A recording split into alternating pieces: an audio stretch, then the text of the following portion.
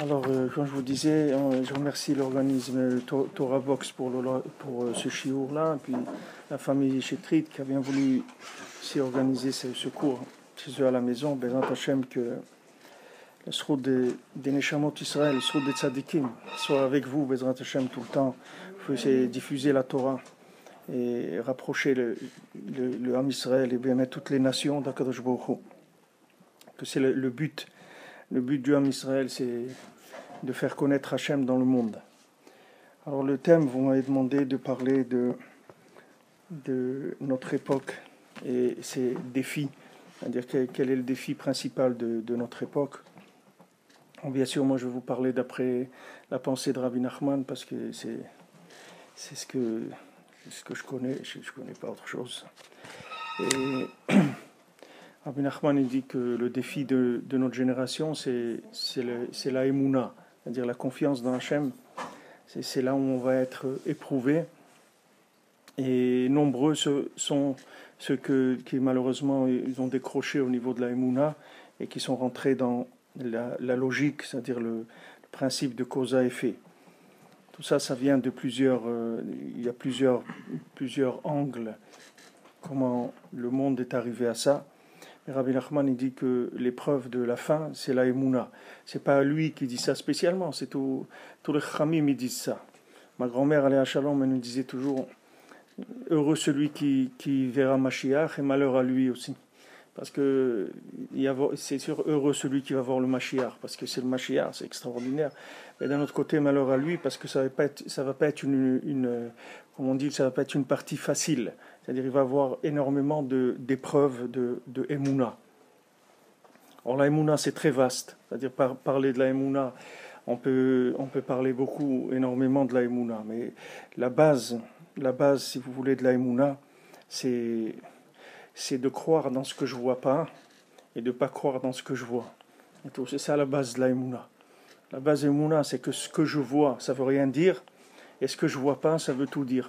C'est-à-dire qu'il peut y avoir des choses qui se passent, qui sont vraies, et je ne les vois pas du tout. Et il y a des choses que je vois, et qui sont pas vraies. Pourtant, je les vois, elles sont là en face de moi, mais elles n'existent pas, Béhémet. Elles ne sont pas vraies.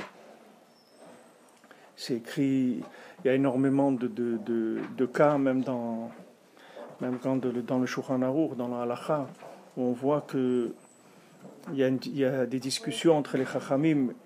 Est-ce que maintenant on va d'après la réalité, on va d'après ce que la Torah elle a dit. Par exemple, s'il y a une vache à laquelle on a fait la shrita, et que cette vache-là, elle avait un veau dans son ventre, alors ce veau-là, quand il naît, il est considéré comme s'il avait eu la shrita. Il n'a pas besoin d'avoir la shrita. Pourtant, dans la réalité, on ne voit pas qu'il a été abattu, il est vivant. Et la Torah, elle dit non, il n'est pas vivant. Tu le vois vivant, mais Bémet, il n'est pas vivant.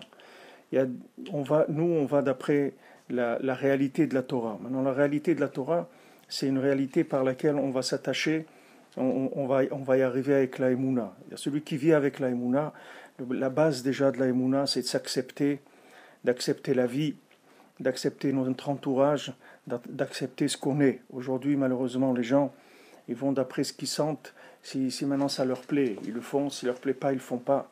Et s'ils supportent leur conjoint, alors ça va. S'ils ne supportent pas, alors ils changent de vie. Il y a des gens, ils ont changé 2 fois, 3 fois, 4 fois de vie. Et ils cherchent. Et ils croient qu'en changeant, ils vont trouver mieux à chaque fois. La base de ce monde, c'est d'accepter sa vie. C'est de dire, voilà, Hachem, il m'a donné ce qu'il m'a donné. Quelqu'un, il a des parents, il ne peut pas les changer. Même si ses parents ne lui plaisent pas, il ne peut pas les changer. C'est ses parents, c'est tout. Et ça, c'est valable pour tout. Quelqu'un, il a un conjoint, il est comme ça, c'est tout. C'est Hachem qui me l'a donné. Le jour où on s'est marié, on a décidé de se marier. C'était bien pour qu'on s'est marié. Il n'y a personne qui nous a obligés à nous marier. On a voulu se marier.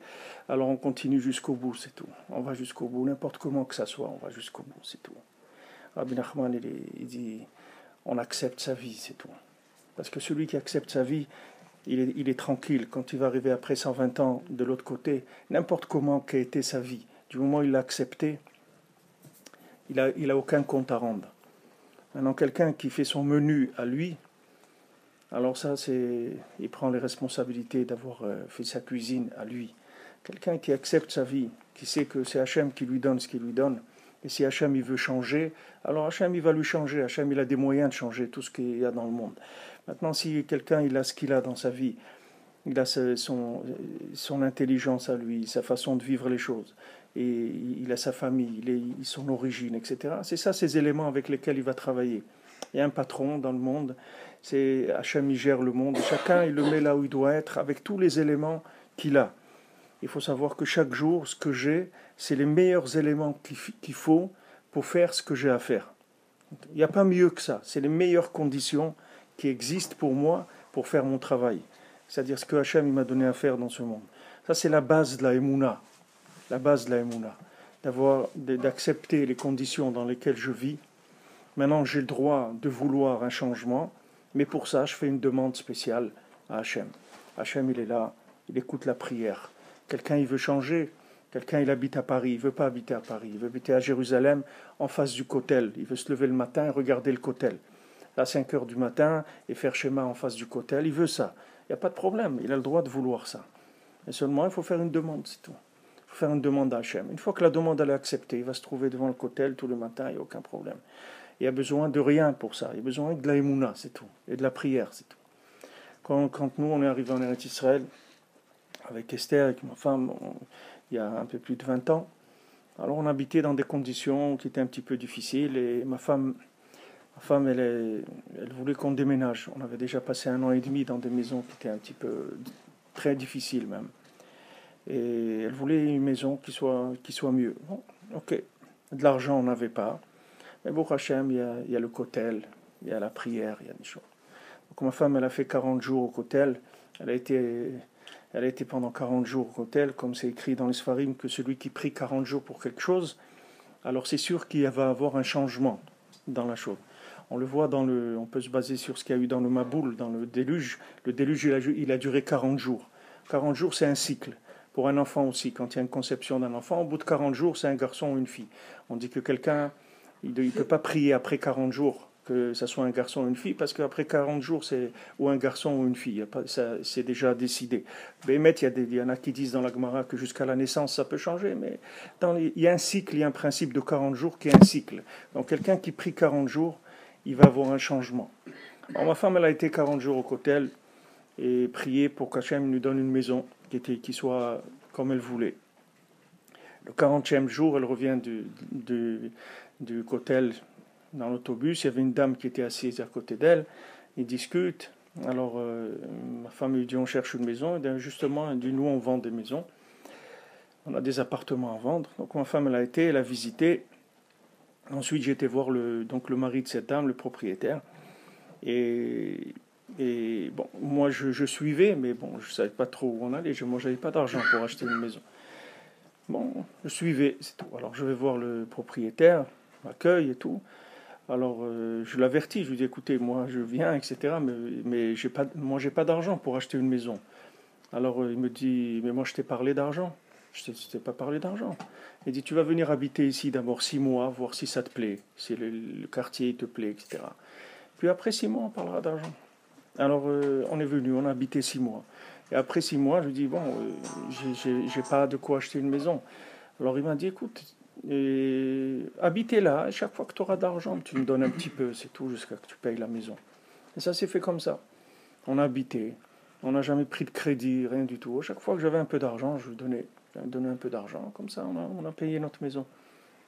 C'est-à-dire que maintenant, quand vous vivez ça, alors vous dites c'est dommage que des fois on s'est investi dans d'autres systèmes, on a cru qu'il fallait suivre certaines normes. Il n'y a pas de normes. La norme, c'est Hachem qui l'a fait. Si chacun y prie, et il veut quelque chose, il va l'obtenir. Quelqu'un il veut quelque chose et il prie, il va l'obtenir. Ça, c'est la base de la vie. Quelqu'un il sait ça, alors il a compris comment il marche ce monde. Maintenant, on se trouve dans une galoute, dans un exil. Cet exil, il s'appelle l'exil de Esav. Esav, c'est les mains, c'est l'action. Il y a eu deux nations qui sont sorties de Yitzhak. Il y a eu Yaakov, il y a eu Esav. Yaakov, c'est Kol Yaakov, c'est la parole, la communication. Et Esav, c'est les Yadaim Yedei Esav, c'est les mains de Esav. Donc Esav, lui, il fait avec ses mains. Lui, il croit dans l'action et dans la logique des choses et dans les causes à effet. Maintenant, nous, on se trouve dans cette galoute-là, c'est-à-dire on vit dans ce système-là. On est entouré de millions de gens qui courent dans ce système-là. Et nous, on est comme les saumons, nous, on va à l'envers, c'est-à-dire nous, on remonte, on va de l'autre côté. C'est-à-dire on dit non, on va tout obtenir avec notre bouche, on ne va pas obtenir avec notre main, avec nos mains. Nos mains, elles vont juste réaliser les choses, mais ça va être juste la finalisation des choses. Mais nous, on va tout construire avec notre bouche, avec la communication avec Hachem. Hachem, il a créé le monde avec la parole. Baruch She'amar Vaya Olam. Hachem, il a créé le monde avec la parole. Qu'est-ce que ça veut dire qu'Hachem, il a créé le monde avec la parole? Hachem, il peut créer le monde comme il veut. Mais Hachem, il a utilisé des mots pour créer le monde. Et Hachem, il attend qu'on utilise nous aussi des mots pour créer notre vie, pour changer notre vie. Une personne, on a une vie difficile, alors il faut savoir qu'avec notre bouche, on peut changer notre vie. C'est-à-dire qu'on a la possibilité dans notre bouche de changer notre vie. C'est parce que Hachem il dit, voilà, moi j'ai créé le monde avec ma parole, je veux que vous aussi vous soyez des créateurs. Le Zohar il dit, Kadosh Baruch Hu, il dit, moi j'ai fait le ciel et la terre. Avid Shmaya ve'ara bimluli, j'ai créé le ciel et la terre avec ma parole. Vous aussi, mon peuple, mon peuple en hébreu ça dit ami, c'est-à-dire mon peuple, ami. Alors Hachem ne dit pas ami, pas mon peuple, mais Eimi, avec moi, c'est-à-dire vous allez utiliser la même méthode que moi. Alors Rabbi Nachman est venu et il a insisté énormément sur la parole, que la parole ça va être le moyen de gagner cette guerre-là, cette dernière ligne droite jusqu'à Mashiach. C'est-à-dire qu'il faut savoir que quelqu'un il a tous les pouvoirs, ils se trouvent dans la bouche. C'est-à-dire tout le pouvoir de diriger le monde, d'obtenir ce qu'on veut dans le monde, c'est dans notre bouche, dans la bouche de chacun. Chacun, il a une communication possible avec Dieu. Et si quelqu'un, il demande à Dieu, alors Dieu, il va lui changer sa vie, il va lui donner ce dont il a besoin. Maintenant, si quelqu'un, il a prié, alors il y a des gens qui disent, oui, mais vous savez, moi, combien d'années j'ai prié et je n'ai pas obtenu ce que je demandais. Alors il y a beaucoup d'explications sur ça, pourquoi quand quelqu'un y prie, il n'obtient pas ce que lui, il a demandé. Il y a énormément d'explications sur ça. Mais il y a une garantie.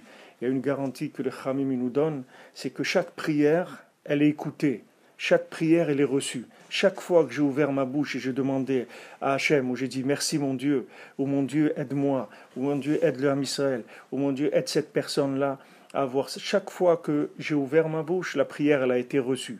Maintenant, quand la prière elle a été acceptée en haut, il y a plusieurs façons en haut de gérer la prière. La prière, c'est une énergie spirituelle et en haut, dans le ciel, on attend beaucoup les prières parce qu'il n'y en a pas beaucoup, malheureusement, des prières qui sont faites dans la manière du Ham Israël, que c'est le métier du Ham Israël. Le Ham Israël, c'est des professionnels de la prière. C'est ça leur véritable métier. Le métier du Ham Israël, c'est pas le high-tech ou les chokhmot ou autre. Le Ham Israël, le métier du Ham Israël, c'est la prière. On est des spécialistes de la prière et on est des spécialistes de la communication. C'est notre spécialité, la communication. Alors maintenant, notre spécialité dans la communication, principalement, c'est avec Hachem, et après, avec toutes les nations, avec le monde entier. C'est pour ça que, malheureusement, on a passé tellement de douleurs, de souffrances dans le monde. On a, depuis l'histoire, depuis qu'on a commencé, le Ham Israël, il a tellement souffert. Alors les gens, ils disent, mais comment ça se fait? Vous vous présentez comme étant le peuple élu. Regardez combien vous souffrez, regardez comment...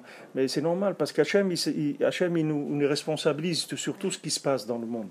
Parce que le Ham Israël, c'est un peuple responsable. Ce n'est pas un peuple qui fuit la responsabilité. Hachem, il nous connaît à nous, et tout le monde entier dépend de nous, c'est-à-dire de nous, de notre comportement, et surtout de notre prière. Si maintenant quelqu'un y prie Hachem tous les jours, que le monde soit bien, que les gens soient heureux, qu'il n'y ait pas chas v'shalom, de maladie dans le monde, qu'il n'y ait pas de pauvreté, qu'il n'y ait pas de divorce, qu'il n'y ait pas des gens qui manquent d'enfants, qui manquent de joie, que chacun il ait sa parnassa, que chacun il a la responsabilité tous les jours de faire ça. Chacun là où il est. Alors les gens ils disent, ouais mais moi qui je suis, etc. Alors Rabbi Nachman il dit à Rabbi Nathan, il y a son élève, il lui dit, tu n'as pas d'émouna. Alors Rabbi Nathan, il est étonné, il dit que comment Rabbi Nathan, il n'avait pas d'émouna. Rabbi Nathan, c'était un très grand mamin. Rabbi Nathan, il parlait avec des tzadikim qui avaient déjà quitté ce monde. Il avait des visions de tzadikim qui venaient le voir, etc. Comment il n'avait pas d'émouna? Alors Rabbi Nachman, il a vu qu'il était comme ça étonné. Il lui a dit, tu n'as pas de la émouna en toi, tu n'as pas confiance en toi. Tu ne crois pas que tu es capable. C'est ça ton problème. C'est ça ton problème, c'est que tu crois que tu ne vaux rien du tout. C'est ça ton problème. Le problème de chacun, voilà, on parlait avec quelqu'un tout à l'heure, la personne qui m'a amené, on a parlé avec quelqu'un, il nous a dit, moi, si vous voulez, je peux organiser des cours et tout, mais moi, vous savez, je suis très très loin, moi, je suis rien, je suis loin, je suis rien, etc. Mais c'est pas vrai, on n'a pas le droit de dire je suis loin ou je suis rien. Parce que c'est pas, si maintenant quelqu'un s'était créé lui-même, alors il peut dire, bon, je suis rien, je me suis fait, mais je me suis raté dans ce que j'ai fait. Mais ce n'est pas nous qui nous sommes faits. C'est Hachem qui nous a fait. On ne peut pas dire qu'on n'est rien. Quand on dit qu'on n'est rien, c'est une insulte à Kadosh Baruch Hu. Ça veut dire qu'on dit quoi? Kadosh Baruch Hu, il a créé quelqu'un qui est rien du tout. Ce n'est pas vrai. Il y a du bien partout. Il y a du bien dans l'âme Israël, il y a du bien dans les nations. Il y a du bien partout. C'est que, comme je dis dans les derniers cours, Noach, il a fait rentrer dans la Teva tous les animaux. Hachem lui a dit, voilà, tu vas construire l'arche de Noach. Et là, ils vont venir, tous les animaux, ils vont venir et ils vont rentrer dans la Teva. Avant que les animaux ne rentrent dans l'arche de Noé, Noach, il n'avait pas le droit de manger de la viande. Noach, il a eu le droit de manger de la viande qu'après que les animaux sont rentrés dans la Teva. Pourquoi? Alors c'est écrit dans les Sfarim, je crois que c'est Rav Levi Yitzhak de Berditchev qui dit ça, dans le Kudushat Levi, il dit que maintenant, avant Noach, il ne s'était pas rendu compte que les animaux, ils avaient du bien. Quand Hachem lui a dit tu vas les sauver, il a pris conscience que si Hachem lui a dit de les sauver, ça veut dire qu'il y avait du bien en eux. Le fait qu'il a vu le bien en eux, c'est ça qui a fait qu'il avait le droit de les manger après. Sinon, il n'aurait pas eu le droit. C'est écrit pour le porc. En Lachon HaKodesh, on dit le chazir. Le porc, c'est chazir. Les chachamim, ils disent chazir, c'est Lachon choser. Ça veut dire que le porc, quand Mashiach il va venir, il va être permis. On va pouvoir manger du porc. Pourquoi? Parce que Mashiach, il va tellement voir le bien dans le monde que même dans le porc, il va voir du bien. Et ça va le rendre permis à la consommation. Le porc aujourd'hui, pourquoi il est interdit? Parce qu'il n'y a personne qui est capable de voir le bien qui est en lui. Donc il est interdit. Dans toutes les nations, c'est pareil que dans l'âme Israël. N'importe qui, en français, on dit, voilà, celui-là, il se comporte comme un porc, ou en anglais, on dit un pig, celui-là, c'est un porc. C'est toujours une expression quand on veut dire quelque chose de dégoûtant, on emploie ce. Pourquoi? Parce que ce pauvre porc-là, il n'y a personne qui a trouvé le bien qui est en lui. Alors pour l'instant, il est assour. Assour en hébreu, ça veut dire prisonnier, enfermé. C'est ça qui veut dire assour. Ça ne veut pas dire interdit. Le mot assour, ça veut dire enfermé. Alors maintenant, lui, il est enfermé, parce qu'il n'y a personne qui a trouvé le bien en lui. Le Mashiach, il va venir, il va dire, tu vois ce porc-là, il a l'air dégoûtant et tout. Ben regarde, tu vois, là, je vais te montrer le bien qui est en lui. Et il va montrer le bien qui est en lui. Et quand il va montrer qu'il y a le bien qui est en lui, on va voir que le bien. Le mal, il va disparaître. Parce que le mal, c'était juste un emballage. Nous, on a vu l'emballage. Aujourd'hui, c'est connu, on vend de l'emballage, on ne vend pas des produits. Rabbi Nachman, il a dit, on va arriver à une période où la reliure du livre, c'est ça qui va empêcher d'acheter le livre. C'est-à-dire, si quelqu'un il fait un livre avec une couverture qui n'est pas belle, il ne va pas se vendre son livre. Il va dire, mais l'intérieur, le livre, il est très intéressant. Il dit, mais non, si la couverture elle n'est pas bien, je ne peux pas l'acheter. Parce que moi, ce que j'achète, c'est la couverture. C'est-à-dire, ce n'est pas le livre. Maintenant, si le titre il est un peu sympa et tout, alors je l'achète. Mais le livre, il se vend par sa couverture. Rabbi Nachman il dit que maintenant, on va être attiré par l'extérieur des choses. C'est ça qui va. Pourquoi? Parce qu'on est dans une génération où on est atteint, tout le monde est atteint par la maladie de l'imagination. C'est-à-dire, Rabbi Nachman il a dit que c'était la dernière maladie du monde, c'était l'imagination. Maintenant, la Lémouna, elle vient pour réparer l'imagination. Chacun, il doit savoir qu'il est bien, qu'il a du bien en lui. Maintenant, quand quelqu'un il se sent enfermé, quelqu'un il se sent angoissé, quelqu'un il est en dépression, des choses comme ça, c'est parce qu'il n'est pas arrivé à être convaincu qu'il sert à quelque chose dans ce monde. Il croit qu'il sert à rien, il ne comprend pas pourquoi il est là. Il croit qu'il sert à rien, il dit je ne vois pas si je suis là ou je ne suis pas là, je ne vois pas ce que ça va changer dans le monde. Alors si quelqu'un il a ça, ça veut dire c'est grave, c'est-à-dire que maintenant il croit que Hachem il a créé quelque chose pour rien du tout. qu'il a créé à lui, d'abord un être humain, que c'est le niveau le plus élevé. On a le minéral, le végétal, l'animal et l'humain. L'humain, la chose la plus belle qu'il y a dans le monde, la plus sophistiquée. Maintenant, lui vient et dit, moi, je ne sers à rien. Si j'étais là ou j'étais pas là, qu'est-ce que ça change dans le monde? C'est pas vrai, on n'a pas le droit de dire ça. C'est assourd. Et si quelqu'un maintenant, il pense ça, parce que si vous voulez aussi tous les systèmes, ils ont énormément aidé ça. C'est-à-dire ils ont énormément poussé les gens à prendre conscience, soi-disant, de leur nullité, de leur incapacité, pour après en faire des consommateurs et tout ce qu'on veut, tout ce qu'il y a derrière, tout ça. Comme je l'ai expliqué plusieurs fois, l'une des plus grandes choses, idéologies destructrices qu'il y a eu dans nos dernières générations, c'est le communisme. Et le communisme, il est basé sur le fait de rendre les gens communs. C'est-à-dire que tous les gens, ils sont pareils. Et ça, c'est pas vrai, c'est assourd. Il n'y a personne qui est pareil. Deux individus pareils, ça n'existe pas. Hachem, il ne fait jamais deux personnes pareilles. Il y a toujours une personne qui a quelque chose de spécial et d'unique. Rabbi Nachman dit chaque individu, c'est une formule unique qu'il n'y a jamais eu dans le monde. Jamais eu dans le monde. Il dit toute la joie qu'il y a quand il y a une naissance d'un garçon, quand il y a une naissance d'une fille, d'où elle vient cette joie-là? Cette joie, c'est que voilà, il y a un être unique qui vient maintenant, et peut-être c'est lui le Mashiach. Parce qu'on est ma'amine que tout individu qui vient, il est unique, c'est une formule unique qui n'a jamais existé. Il n'a jamais existé dans le monde. C'est un assemblage unique. Et de cette personne-là, il y a un message unique pour l'humanité. Mais vous vous rendez compte, si vous enseignez ça aux gens, les gens ils vont plus aller dans les écoles, ils vont pas devenir des robots. Les gens ils vont dire, mais attends, si je suis unique, il faut que je me cherche ma spécialité. Il faut que je cherche ma spécialité. Maintenant, vous allez à l'école, on vous dit, voilà, vous avez le programme, géographie, ça. Il dit, moi, je veux pas la géographie. Moi, je veux pas l'histoire. Ça ne m'intéresse pas. Moi, je veux savoir comment on fait pour prier, ou comment on fait pour chanter, ou comment on fait pour sauver le monde, ou comment on fait pour... Ah, il dit, ah non, monsieur, il ne faut pas commencer à faire ici, il n'y a pas on n'aime pas les originaux ici. Il y a un système, voilà le programme, vous commencez à l'âge de 5 ans, et à l'âge de 18 ans, vous passez le bac, et après, il y a ça, et ça, et ça. Ou vous rentrez là-dedans, ou vous êtes quelqu'un qui est hors circuit.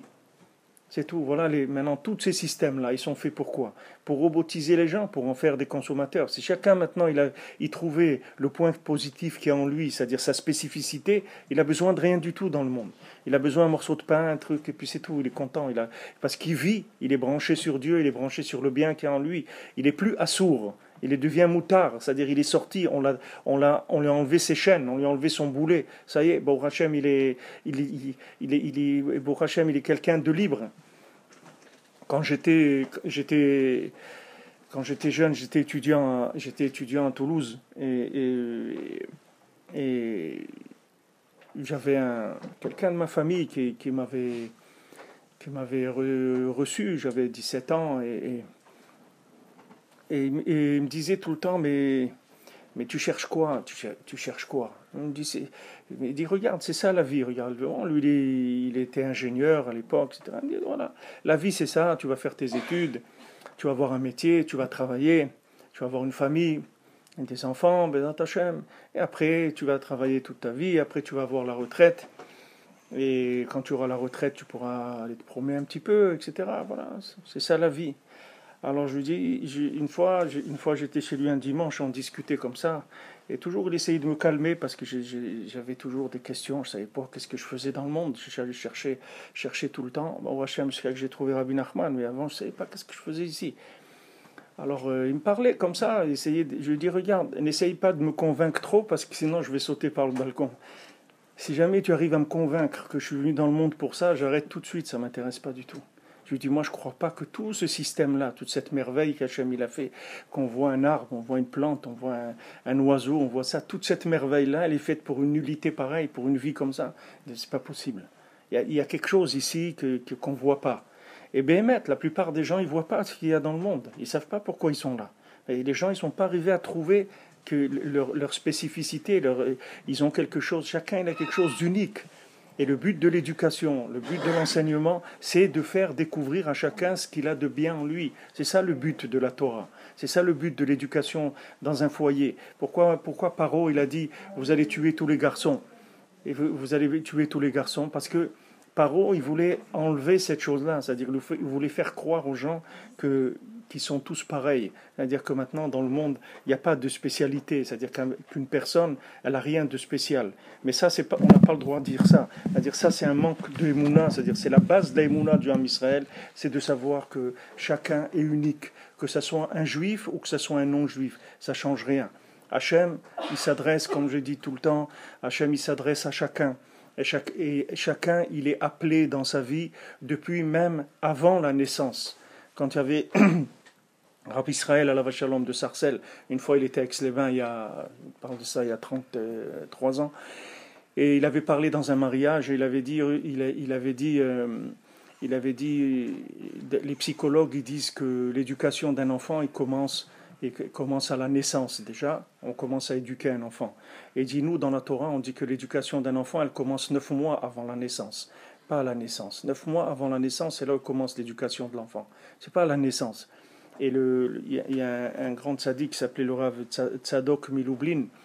Le Rav Tzadok de Lublin, il dit que lui, Béhémet, il a commencé à servir Hachem quand il était encore dans le ventre de sa maman. Il se rappelle que quand il était dans le ventre de sa maman, il a déjà pris conscience de l'existence d'Hachem. Il a commencé à faire des efforts. Et quand il est né, il était déjà un Oved d'Hachem. Parce que chacun, dans le ventre de sa maman, il voit toute la Torah entière. On dit que chaque enfant, pendant les 9 mois, il voit toute la Torah entière dans le ventre, quand il est en gestation dans le ventre de sa maman. Et quand il naît, il oublie, mais cet oubli-là, c'est quelque chose qu'on peut arriver à dominer. Comment on va le dominer? Par le fait qu'on a la émouna. Cette émouna, elle va nous faire revenir dans des acquis qui sont avant les acquis imaginaires qu'on a voulu nous faire passer dans ce monde. Dans ce monde, on veut donner à chacun une image de ce qu'il est par rapport à ce qu'on a besoin qu'il soit. Chacun, même des parents, ils attendent quelque chose de leurs enfants. Et ils essayent de faire que leurs enfants ils soient par rapport à ce qu'ils attendent de leurs enfants. Mais Béhémet, la Torah, elle dit pas ça. La Torah, elle dit Chanoch lanahar le fidarko. Il faut que tu éduques l'enfant selon son chemin, lui. C'est-à-dire qu'il faut que tu saches que tes enfants, ils t'appartiennent pas. C'est pas des photocopies de toi-même, tes enfants. Tes enfants, chacun, il est spécial. Chacun, il est spécial. Il a sa façon d'être. Il y a des enfants, si on est gentil avec eux, ça marche pas. Il y en a, si on est rigoureux avec eux, ça marche pas. Il y en a d'autres, si on rigole avec eux, ça marche pas. Chacun, il a sa façon de l'éduquer selon son derrière. C'est-à-dire qu'il faut reconnaître dans l'enfant ce qu'il est, ce dont il a besoin.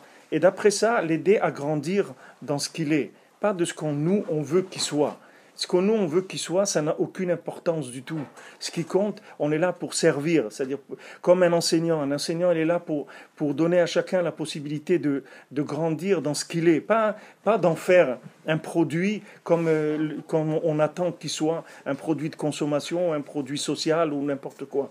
C'est de chercher, d'aider à chacun de se trouver, de savoir qui il est, Béhémet. C'est-à-dire que chacun, il est enfermé en lui et jamais personne lui a dit qu'il était bien. Une fois, il y avait à Londres, il y a quelques années, c'est le Rav Scherter, un des Rosh Mekoubalim à Yerushalayim, qui a raconté ça.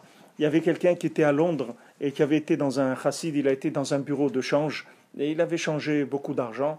Et quand il est sorti le soir du bureau de change, il s'est fait attaquer par quelques voyous anglais, 4 ou 5 anglais qui sont venus, qui l'ont attaqué.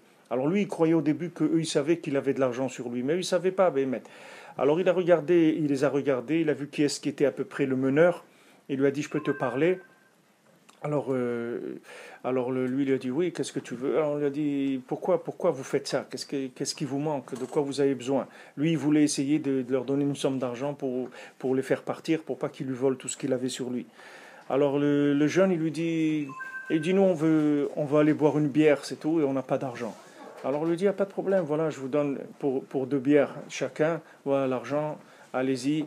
Et après, il lui dit à ce chef-là de cette petite équipe, il lui dit, c'est dommage que tu fasses ça, parce que toi, tu es quelqu'un de bien, tu pourrais faire beaucoup de choses très très bien dans ta vie, c'est dommage que tu fasses ça. Et il part. Maintenant, le lendemain, ce Rav-là, il va dans une synagogue à Londres pour prier.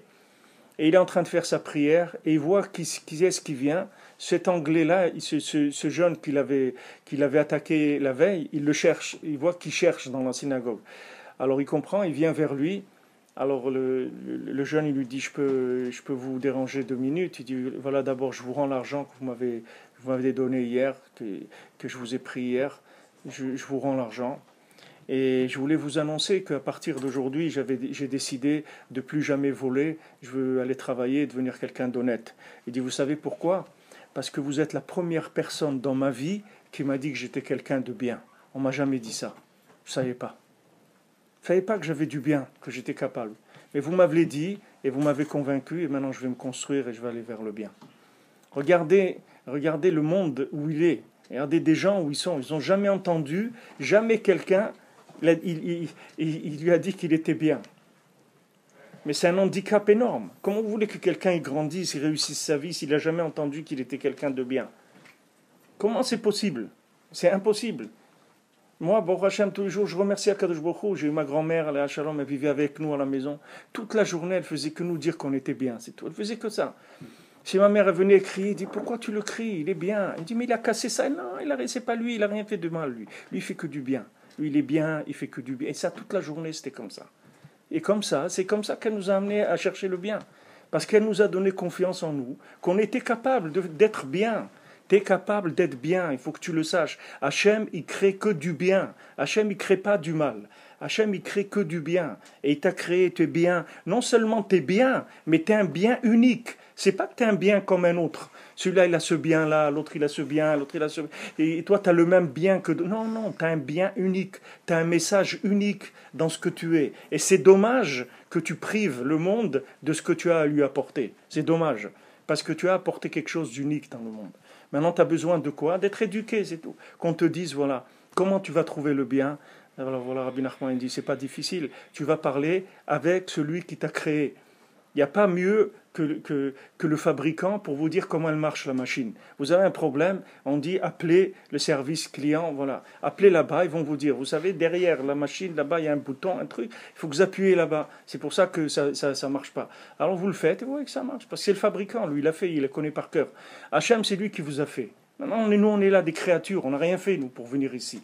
On n'a jamais décidé de venir ici, on n'a jamais voulu venir ici. Dans ce monde, on est obligé. La Mishnah dit, tu es obligé de naître, tu es obligé de vivre, et tu seras obligé de donner des comptes sur ta vie. Alors maintenant, quand on voit tout ce paquet-là, qu'est-ce qu'on fait ? On vient devant le Créateur, on dit, écoute, Hachem, regarde, tu m'as créé, tu m'as amené ici, tu m'as fait naître dans ces conditions, vivre dans ces conditions. Je sais que tout ça, ça fait partie de ma programmation pour que je trouve le bien qui est en moi. Mais moi, pour l'instant, je n'arrive pas à le trouver ou je n'arrive pas à le vivre. Alors je t'en prie, aide-moi. Aide-moi à découvrir ce bien. Aide-moi à le faire sortir. Aide-moi à le faire vivre. Aide-moi à en faire profiter, que moi j'en profite et que j'en fasse profiter les autres aussi.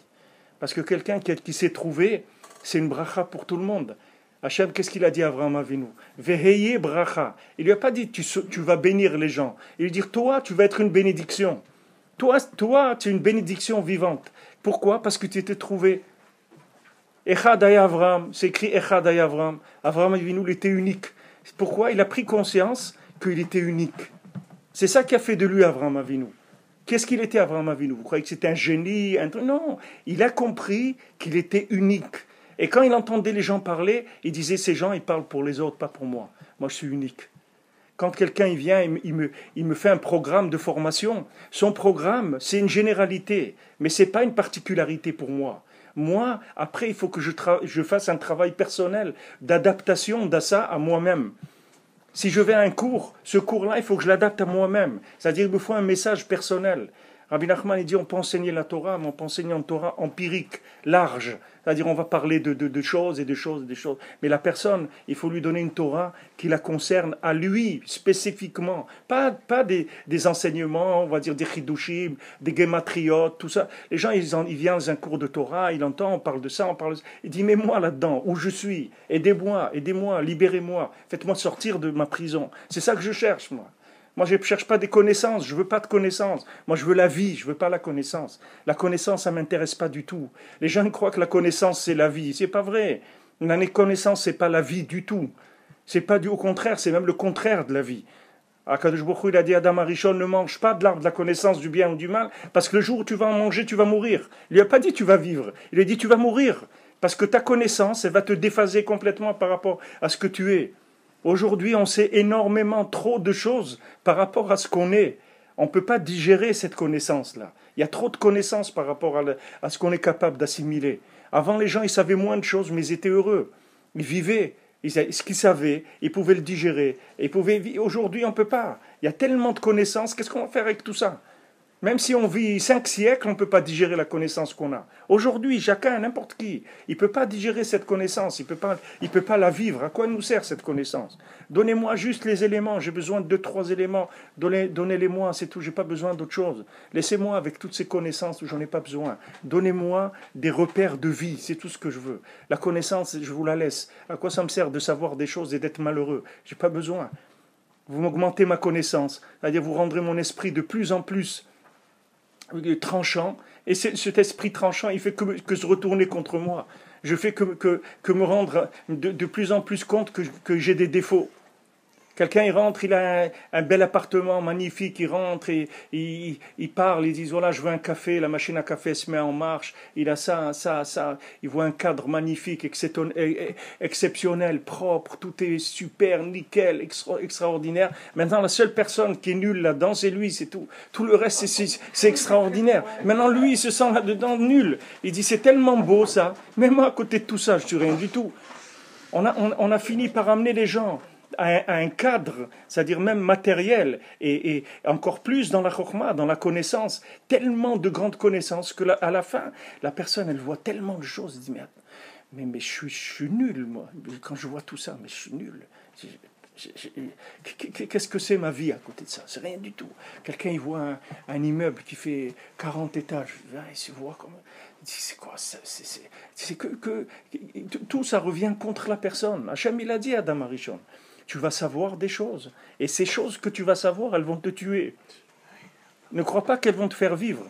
Toi, tu crois que la connaissance, les gens, ils disent, bon, je vais apprendre ça, je vais apprendre ça, je vais apprendre ça. On n'a pas besoin d'apprendre, on a besoin de vivre. C'est pas apprendre qu'on a besoin. Je ne veux pas savoir des choses, donnez-moi la vie. La vie, c'est quoi? La vie, je l'ai dans ma bouche, c'est tout. Pas besoin d'autre chose. J'ai tout sur moi, je suis équipé pour vivre. J'ai besoin de rien. J'ai tout dans ma bouche. Moi, je parle avec Dieu et je vis, c'est tout. J'ai besoin de quelque chose, je le demande à Dieu, c'est tout. Ma grand-mère allait à Shalom. Quand j'étais enfant, on me rappelle, j'avais 5 ou 6 ans. Et je voulais acheter un masque, on allait à la plage, je voulais un masque pour regarder comme ça. Mes parents ne m'avaient pas acheté. J'ai dit, mais je veux un masque et tout. Elle me dit, mon fils, moi tu sais, j'ai pas d'argent. Ma grand-mère vivait chez nous, elle n'avait rien du tout, elle n'avait pas de ressources. Pas d'argent, mais viens, on va sortir. Alors je sors avec elle, on marche dans la rue. À un moment, il y avait un papier journal comme ça, dans une boule papier journal par terre. Elle me dit, donne-moi... Ma grand-mère, elle parlait l'espagnol, elle nous parlait en espagnol. Elle me dit, dacame este papel, donne-moi ce papier-là.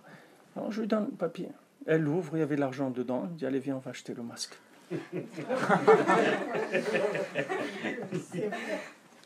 C'est tout. Il faut savoir que le tapis, il se déroule au fur et à mesure que vous marchez. Alors les gens, ils regardent le tapis, ils voient qu'au bout de leurs chaussures, ils se terminent le tapis. Alors ils restent debout, ils attendent. Mais si tu attends, il ne va jamais se dérouler le tapis. Fais le pas, avance, mets ton pied, et tu vas voir que le tapis va se dérouler. Et quand tu vois ça une fois, tu te dis, mais c'est extraordinaire. Attends, je vais essayer l'autre pied, et tu vois que ça marche. Et comme ça, et on avance, et on avance. Et c'est comme ça que les gens, ils avancent dans leur vie. Ne croyez pas que les gens ils sont plus forts les uns que les autres. Les gens qui sont forts, c'est les gens qui ont la émouna, c'est tout. Les gens qui savent que le tapis se déroule au fur et à mesure que vous avancez, c'est tout. Alors avancez, c'est tout. Avancez. Ne restez pas sur place, avancez. Croyez, soyez heureux, avancez, développez. Vous avez envie de faire quelque chose, faites-le. Ma mère, elle a Shalom, toujours, elle me disait, mon fils, que tu as envie de faire dans ta vie, fais-le. Parce que après, tu vas être vieux, tu vas te regretter ce que tu n'as pas fait. Fais-le. Toute la folie que tu as dans ta tête, fais-la. Vas-y, avance. Fais ce que tu as envie. Aie confiance et avance. Tu as envie de faire quelque chose, fais-le, ne te retiens pas. Et maintenant, personne ne peut vous donner un conseil sur ça, parce que personne n'est comme vous. Moi, ce que je peux vous donner, Rabbi Nachman, ce qu'il dit, c'est la méthode, comment vous trouvez. Mais moi, je ne peux pas vous dire ce que vous devez faire. Je ne sais rien, moi, parce que moi, je ne suis pas comme vous. Chacun, il est différent. Mais seulement, il y a une méthode pour se trouver, c'est tout. La méthode pour se trouver, c'est d'avoir confiance en soi. Et cette confiance en soi, c'est elle qui donne la confiance dans Hachem. Quand je sais comment vous voulez avoir la émouna dans Hachem, si vous n'êtes pas ma'amine que vous-même, vous êtes un produit d'Hachem. Si vous n'avez pas la émouna que vous-même, vous êtes un produit d'Hachem, comment vous voulez croire dans Hachem? À quoi ça sert cette émouna-là? Oui, je crois qu'il y a le bon Dieu, etc. Et le bon Dieu, il est bon avec tout le monde. Et moi, qu'est-ce que je suis là-dedans? Il y avait un rave qui disait quand quelqu'un il fait la Hamida, alors il doit penser que Hachem il se trouve dans tous les points cardinaux, et en haut, en bas, dans les 6 directions. Alors le Rav il disait comme ça, il dit, quelqu'un il fait la Hamida, il croit que Hachem, il dit bon Hachem il est au nord, au sud, à l'est, à l'ouest, en haut, en bas, et il dit il croit que Hachem il est partout, sauf là où lui il est debout en train de prier maintenant. Ça il croit pas. Ça, il dit, ouais, Hachem, il fait des grandes choses, l'Iran, Israël, truc, mais de quoi tu t'occupes de ça? Toi, ta vie, elle va passer, qui est l'Iran, qui est pas l'Iran, ça ne change rien du tout à ta vie. C'est pas ça ta vie. Ta vie, c'est pas d'écouter les informations. Ah voilà, il a dit ça, que maintenant, il a plus peur d'Israël, et maintenant, les Américains, ils ont dit, mais à quoi ça va te servir, ça? Ça, on est en train de t'embobiner pour que tu perdes ton temps, c'est tout. Occupe-toi de ta vie. Ta vie, c'est toi, c'est tout. Il faut que tu réussisses ta vie. Tous ces gens-là, ni l'Iran, ni l'Amérique, ni aucun pays au monde qui s'occupera de votre vie. Votre vie, c'est vous qui l'avez en main, et elle va être ce que vous avez fait dans votre vie, c'est tout. Le résultat de votre vie, c'est vous qui l'avez fait. Il n'y a personne. Maintenant, tout ce qui est autour, c'est vous embobiner toute votre vie pour que vous passiez le temps. Voilà, les gens, ils ont écouté les informations. Alors, qu'est-ce qu'on a fait avec les Américains? Ils m'ont informé que voilà. Mais qu'est-ce que vous voulez que moi, personnellement, dites-moi qu'est-ce que ça va changer dans ma vie? Il va me faire peur parce qu'il dit ouais, il a la bombe atomique. Ah non, il a la bombe atomique. Alors, qu'est-ce que tu veux que je fasse? Moi, je peux l'empêcher d'avoir la bombe atomique? Je peux pas. Moi, je peux actionner la bombe atomique? Je peux pas. Alors, moi, déjà que je vais faire mes commissions, je m'occupe de ça. C'est ça ma vie, c'est tout. Qu'est-ce que tu veux que je fasse? Et eux qui fassent, c'est leur problème, c'est pas le mien. Moi, le problème de ma vie, c'est moi, c'est tout. Moi, je dois résoudre mon problème. C'est ça. Moi, je suis venu dans ce monde, j'ai quelque chose à faire. Je suis unique, j'ai quelque chose de bien et je dois faire vivre ce bien-là. Je dois faire naître ce bien et le faire vivre et en faire profiter ma famille et mon entourage, le Ham Israël et toute l'humanité. Je dois le faire et je dois croire que je suis capable de faire ça. Parce que je suis venu dans le monde pour ça. Il n'y a aucun anonymat dans ce monde. Hachem, il n'a pas créé des gens anonymes. Hachem, il a créé des gens uniques, avec une âme qui est une partie divine unique. C'est une partie divine qui est unique, c'est pas comme l'autre. Il y a 600 000 âmes dans l'âme Israël, il y a 600 000 lettres dans la Torah. Vous prenez un Sefer Torah, il y a 600 000 lettres. Maintenant, des âmes Israël, il y en a 600 000. Maintenant, on est plus, Baruch Hashem, que 600 000, parce que chacun, il a une partie d'une âme. Il n'a pas une âme entière, il a une partie d'une âme. Mais cette partie de l'âme qu'il a, elle est unique. Donc personne dans le monde ne va jamais le comprendre. Ce n'est pas la peine d'essayer d'être compris, vous ne serez jamais compris dans votre vie. Jamais personne ne va vous comprendre. Maintenant, ce qu'on peut, c'est communiquer, s'entraider. Mais être compris, on ne sera jamais compris parce qu'on est unique. Avraham Avinu, il n'attendait pas qu'on le comprenne. Avraham Avinu n'attendait pas que quelqu'un le comprenne. Parce qu'Avraham Avinu, il a compris que ce qu'il avait découvert, c'était unique au monde. Et qu'est-ce qu'il a fait, Avraham Avinu, avec sa femme, avec Sarah? Ils ont commencé à faire des guérim. Ils ont été Megayer guérim. Ils ont dit aux gens, vous savez, il y a Dieu dans le monde. Il y a Dieu, regardez ce que j'ai découvert. Allez, profitez-en. Profitez-en. Hachem, il dit à Noir, il sort de la Teva, de l'arche. Alors Hachem, il dit à Noir, allez, pérour-vous, multipliez-vous. Allez, multipliez-vous, faites des fruits, grandissez. Allez-y, grandissez. Grandissez, allez, grandissez, croyez en vous et grandissez. C'est ça le but, c'est ça ce qui s'appelle la vie. La vie, c'est ça. La vie, c'est d'avoir la émouna, que j'ai quelque chose d'unique, un message unique. Même si mon message, je ne suis pas arrivé à le rendre universel, mais je peux servir à développer des choses qui existent et d'une façon unique. En faire Regardez aujourd'hui, des gens qui font des découvertes, il n'y en a pas dans le monde. Il y a des gens qui découvrent des applications, mais pas des découvertes. Des grandes découvertes comme l'électricité ou des choses comme ça, il n'y en a plus. Aujourd'hui, c'est des applications. Les gens ils découvrent des applications, des choses. Maintenant, dans la Torah, c'est la même chose. Chacun il peut découvrir des applications uniques. Uniques. qui sont spécifiques à lui, avec son âme, il a découvert une application. Cette application va lui servir à lui-même d'abord, et elle va servir à son entourage. Et chacun, selon la dimension de son âme, il va éclairer le monde. Il y a des gens qui vont éclairer leur famille, il y a des gens qui vont éclairer leur quartier, leur communauté, il y a des gens qui vont éclairer plus de gens, chacun selon le développement de son âme. Mais la base de l'aïmouna, c'est de croire dans son unicité. Si quelqu'un ne croit pas ça, il ne peut pas vivre Bichlal dans ce monde. Parce que là où il va aller, on va lui coller des images. On va lui dire, ouais mais toi t'es comme ça. Mais d'où tu sais que je suis comme ça? Pourquoi tu me colles ça? Pourquoi tu me colles ça? D'où tu sais que je suis comme ça? Je ne suis pas comme ça, moi. Moi, je suis en train de me chercher. Tu verras, le jour où je vais me trouver, tu verras qui je suis. Mais ne me colle pas des images. Alors, depuis que l'enfant est le petit, on lui colle des choses. Et les plus grandes, les choses les plus terribles, c'est quand, Chas Shalom, des enfants, des parents, ils rentrent dans leurs enfants des sensations de faiblesse. C'est une discussion que j'avais avec mes enfants. Bon, Hachem, tous mes enfants ils sont mariés. À Soukot, on était à table. Bon, il y a des périodes dans l'année qu'Hachem donne qu'on peut se réunir avec la famille et avoir un peu de discussion. Et je parlais avec mon fils, le grand, et il me disait, comment je fais avec les enfants? Il me dit, tu vois, regarde celui-là, il est turbulent. Et il fait des choses. Il me dit, des fois, j'ai envie de lui mettre une claque et c'est tout. Et parce que si je le laisse, qu'est-ce qui va se passer après? Alors je dis, regarde, Béhémet, si il y a deux possibilités dans un enfant. Ou tu le laisses pousser, tu l'aides à grandir, tu lui donnes confiance en lui. Maintenant aussi, il va avoir un problème, c'est qu'il va avoir un peu d'imagination des choses qui ne sont pas vraies. C'est-à-dire il va croire qu'il est capable dans des choses où Béhémet, il n'est pas capable, parce qu'on l'a laissé grandir sans lui donner de frein. Mais d'un autre côté, si tu le casses, tu vas en faire un individu cassé. Et c'est un individu cassé, c'est très très dur de le remonter après. Très très dur. Quelqu'un qui a été cassé par ses parents, par des coups. La Torah, comme elle interdit de donner des coups, c'est écrit dans Shulchan Aruch que quelqu'un qui frappe, un juif qui frappe un autre, il ne peut plus compter pour minyan. On ne peut plus le mettre on peut plus lui compter pour minyan. Parce que c'est très grave de frapper quelqu'un. Et quelqu'un, il croit qu'il a des enfants à la maison, il a le droit de les frapper. Mais c'est pas à lui les enfants. Qu'est-ce que ça veut dire, il les frappe?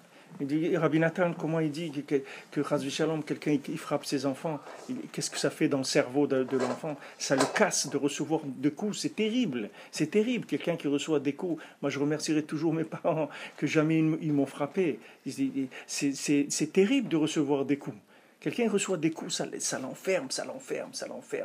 C'est terrible parce que l'individu il est tout petit, il est fragile, il n'a pas confiance en lui. S'il était plus grand, il rendrait les coups, il se défendrait. Il est tout petit, il peut rien faire du tout. Il prend des coups avec les mains, mais il y a des coups aussi avec la bouche. Il y a des gens avec leur bouche, ils disent des mots qui sont pires que les mains encore.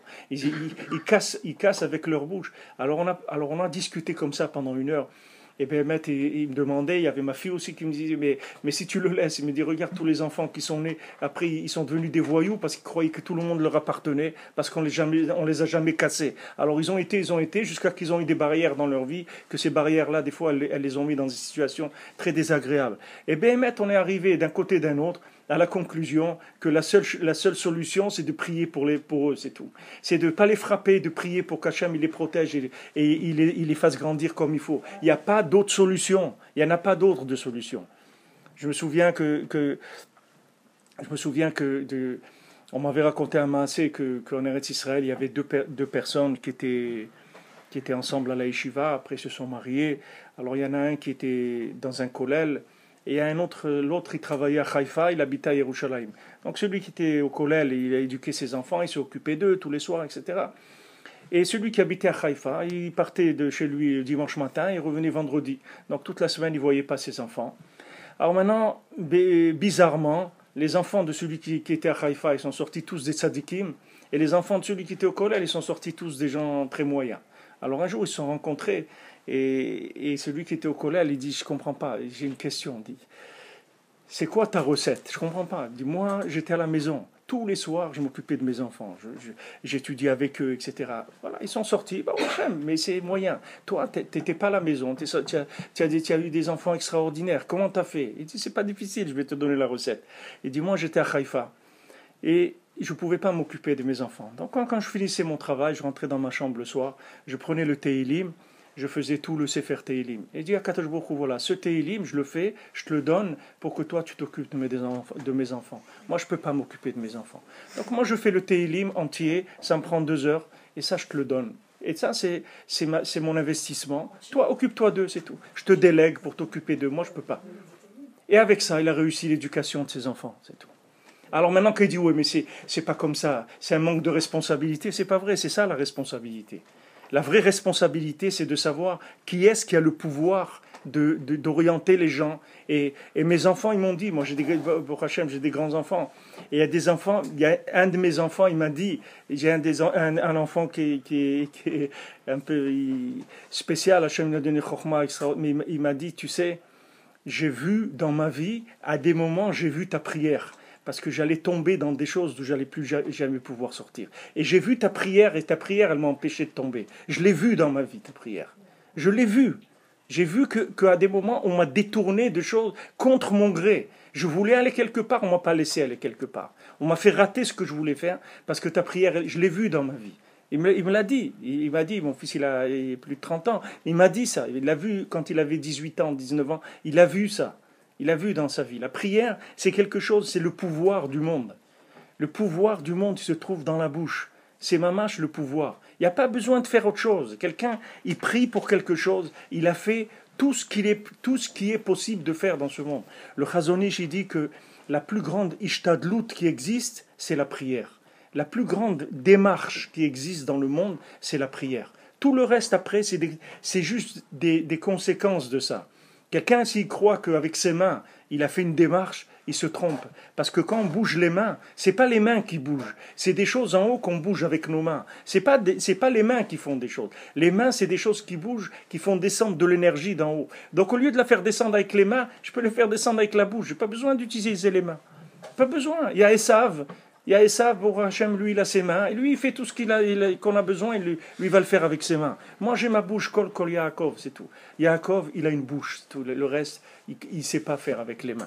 Et quand il a besoin de faire avec ses mains, il se déguise, c'est tout. Il met de la peau animale sur ses mains et il va travailler, il va aller. Parce qu'il faut travailler. On ne va pas vivre enfermé dans un... on fait nos 7-8 heures par jour, on travaille, il n'y a pas de problème. Mais ça, on est déguisé, c'est tout. Notre identité, ce n'est pas celle-là. Notre identité, c'est avant le travail. Après le travail, on prie à Kadosh Baruch Hu. Vous dites à quelqu'un de prier 20 minutes par jour pour la Parnassa, il ne peut pas. Il va aller travailler 7 heures par jour, ça, il n'y a pas de problème. Il va se prendre la tête dans le travail, ça, il n'y a pas de problème. Lui dites, mais alors regarde, tu travailles 7 heures. Au lieu de travailler 7 heures, tu vas travailler 6h40. Et 20 minutes, avant d'aller au travail, tu prends des prières et tu fais des prières pour la Parnassa. Mais vous allez voir qu'il ne peut pas. Il ne peut pas. Il dit, je ne peux pas faire ça. Pourquoi il ne peut pas? Parce qu'il a l'habitude, comme on dit, c'est une manie. La manie, c'est-à-dire, il faut qu'il touche, qu'il appelle, qu'il truc, qu'il bouge, qu'il fasse des trucs. S'il fait ça, alors il a l'impression qu'il a fait quelque chose. Mais si maintenant il ne fait pas quelque chose avec ses mains, il a l'impression qu'il n'a rien fait. Ben ça vient du fait que la personne dans sa tête, elle est à l'envers complètement. Parce que se faire, c'est avec la bouche, c'est pas avec les mains. Les mains, c'est uniquement la conséquence de la parole. Mais l'origine, Hachem, il a il a dit et le monde s'est fait. C'est fait avec de la parole. Il s'est pas fait avec des mains. Le monde, il s'est fait avec des paroles. Chaque jour, il y a des Mahamarot. On dit, il y a Asara Mahamarot. Hachem, il a fait le monde avec 10 paroles. Il y a Aseret Adibrot. La Torah, c'est 10 paroles de Torah. C'est les 10 commandements. C'est que des paroles. Aseret Adibrot, ça ne veut pas dire 10 commandements. On traduit 10 commandements. Mais ce n'est pas des commandements, c'est des paroles. Aseret Adibrot, Dibrot, ça veut dire Dibour, c'est des paroles, ce n'est pas des commandements. En français, on a traduit ça en commandement parce que c'est des paroles qui nous disent de faire quelque chose. Tu vas faire Shabbat, tu vas honorer tes parents, etc. Alors on a traduit tout de suite le message dans la forme qu'il avait. Mais Aseret Adibrot, ça veut dire 10 paroles. Asara Mahamarot, ça veut dire 10 paroles avec lesquelles Hachem il a créé le monde. Maintenant, chacun, il a dans sa bouche la solution de sa vie. Maintenant, si l'épreuve, la dernière épreuve qu'on est en train de vivre avant Mashiach, c'est ça. Mashiach, ça se dit en hébreu Mashiach, mais on peut dire Messiach aussi. Messiach, ça veut dire qu'il parle. Il va apprendre aux gens à parler. Les gens, ils sont muets. Ils ne savent pas qu'ils peuvent parler. Les gens, ils croient que la parole, c'est rien. Et alors Mashiach, il va venir, il va dire, il va apprendre à chacun, il va le faire rentrer, il va lui dire, viens, tu sais que tu peux parler. Il dit, ah bon, je savais pas. Il dit, oui, parle, vas-y, fais. Fais avec ta bouche. Vas-y, fais. Demande à Hachem, tu vas voir, il va te donner. Demande à Hachem, pourquoi tu ne lui demandes pas? Pourquoi tu prends la responsabilité de réaliser, de gérer ta vie? Il y a un créateur, c'est lui qui t'a mis dans ce pétrin de ce monde-là. C'est pas toi. Tout ce que tu vis dans ta vie, c'est pas toi qui le fais.